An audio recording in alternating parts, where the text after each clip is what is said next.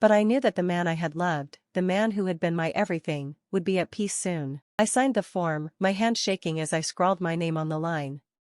I could feel the finality of it, the weight of the decision bearing down on me.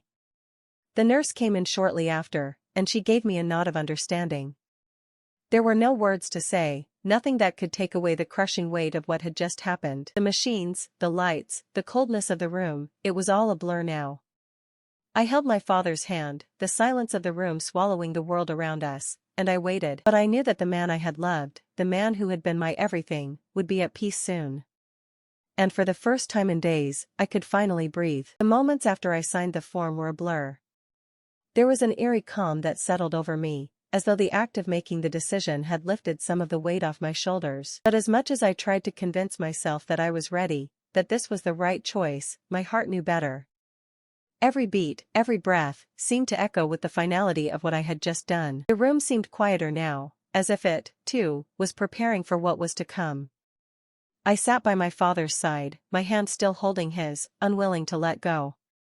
The machines that had been keeping him alive no longer felt like they were a lifeline, they felt like a prison. His chest rose and fell slowly, too slowly, like a fading memory. I was aware of the passing of each second, but it wasn't in any way peaceful. Time had stopped, but the weight of the decision pressed against me in every breath I took. Nurses came in and out, their movements swift, practiced. They were doing their work, adjusting medications, checking monitors, but none of them looked at me for too long. There was nothing more they could do now. The doctor had given me the same warning: once the comfort care began, there would be nothing left to fight for. The machines would be dialed down, the sedation increased, and my father would slip away from this world in his own time. And yet, in that moment, I could still feel him. The warmth of his hand, the gentle rise and fall of his chest, the subtle, almost imperceptible changes in his breathing. It was as if a part of him was still here, still holding on, and part of me wondered if I was holding on to him for longer than I should. Hours passed like this.